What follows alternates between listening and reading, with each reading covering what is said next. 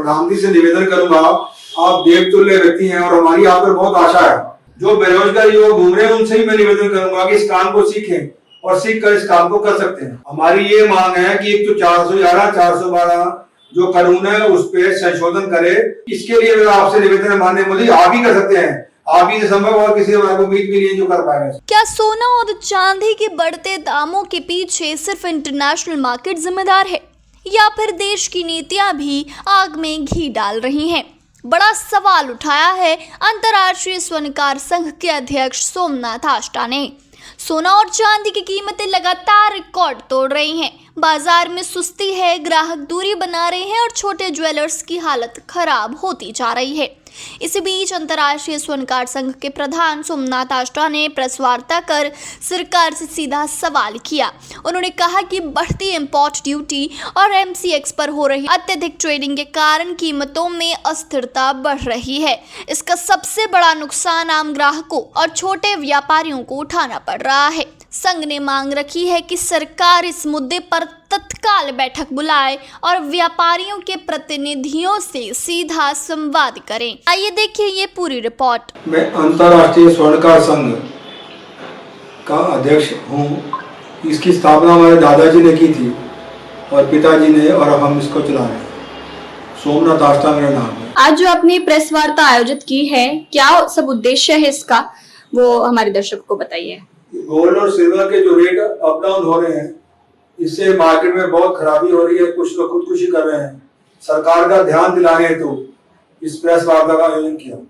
ये संघ से आप कब से जुड़े हुए हैं? संघ का हमें थोड़ा सा बैकग्राउंड बताइए।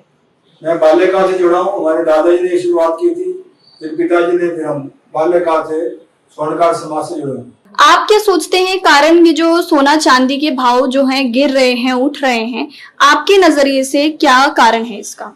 इम्प्योरिटी ज्यादा है, जीएसटी ज्यादा है। सरकार को आप इसमें कैसे जिम्मेदार मानते हैं? वो इसमें क्या कुछ सुधार कर सकती है?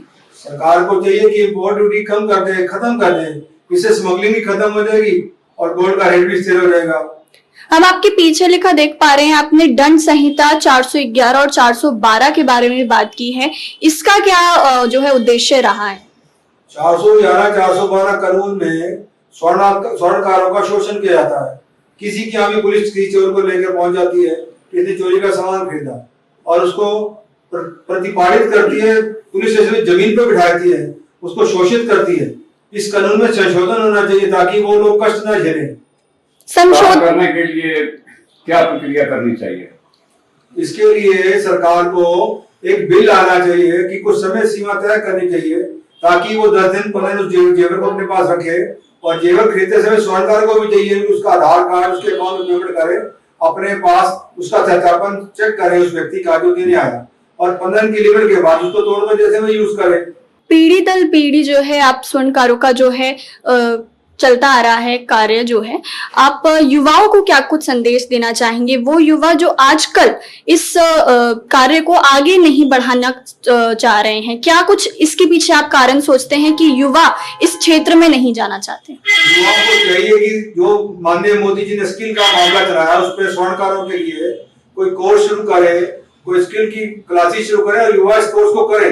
जो बेरोजगार युवक घूम रहे हैं उनसे ही मैं निवेदन करूंगा कि इस काम को सीखें और सीख कर इस काम को कर सकते हैं। समय चल रहा है तो वो एक आम आदमी है, इसकी पहुंच से बहुत दूर है, वो बहुत परेशान है। वो कहाँ जाए, कहाँ से खरीदे, या क्या उसके लिए थोड़ा वेट करे, उसके लिए क्या कहेंगे आप?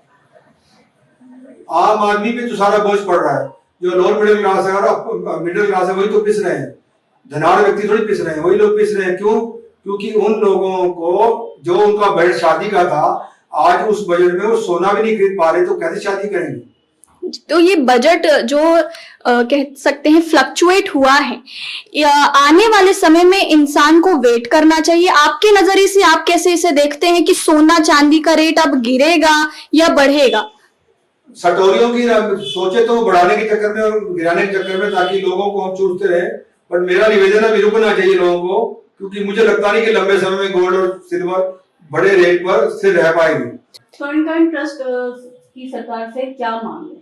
हमारी ये मांग है कि एक तो 411, 412 जो कानून है उस पर संशोधन करे ताकि हमारे स्वर्णकारों का जो शोषण हो रहा है मैं माननीय प्रधानमंत्री से आग्रह करूंगा कि जो 70 सालों से होता है वो आपको उम्मीद है, क्योंकि आपने आर्टिकल 370, 35A जैसे मुद्दे हल किए जो लगता था कि ये नहीं हो पाएंगे। और हमारा निवेदन है कि गोल्ड कंट्रोल एक्ट दोबारा लगाया जाए ताकि स्वर्ण का जो जाति के है उस काम से पीछे हट रहे हैं और धनाढ़ व्यक्ति आगे आ रहे हैं, बड़े बड़े उद्योगपतियों के हाथ में कारोबार जा रहा है। इसके लिए मेरा आपसे निवेदन है माननीय मोदी, आप ही कर सकते हैं, आप ही से संभव और किसी हमारे को उम्मीद भी नहीं है जो कर पाएगा इसका। प्रेस कॉन्फ्रेंस करने से पहले आपने माननीय प्रधानमंत्री जी कार्यालय तक इन सब चीजों को पहुंचाने का प्रयास किया आपने? मैंने ट्वीट किया माननीय मोदी जी को, और संघ के वरिष्ठ व्यक्ति जिनका मैं नाम लेता हूं उनको भी मैंने ट्वीट के माध्यम से, मेल के माध्यम के विषय से समझाया कि आप इस बजट में गोल्ड की जो इम्पोर्ट ड्यूटी को कम कर दें, खत्म कर दें, स्मगलिंग भी खत्म हो जाएगी और गोल्ड का रेट भी स्थिर हो जाएगा। आने वाले समय में आपको लगता है कि स्वर्णकार संघ जो है वो प्रदर्शन पर उतरेगा?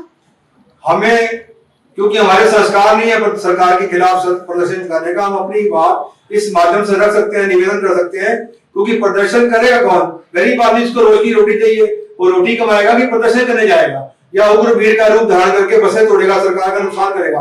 वो पैसा हम ही लोगों तो किसी रूप में क्या होगा, हमें वो नुकसान नहीं करना। हमें माननीय मोदी से उम्मीद है कि आप ये 3 चीजों को सुधार करें, गोल्ड कंट्रोल एक्ट दोबारा लाएं, 411, 412 में संशोधन करें और इम्पोर्ट ड्यूटी खत्म करें। अभी भी आपका बजट चल रहा है सेशन में, इस पे दोबारा विस्तार से सोचें। माननीय प्रधानमंत्री से निवेदन करूंगा, आप देवतुल्य व्यक्ति हैं और हमारी आप पर बहुत आशा है, हमें विश्वास है कि आप इस काम को करेंगे।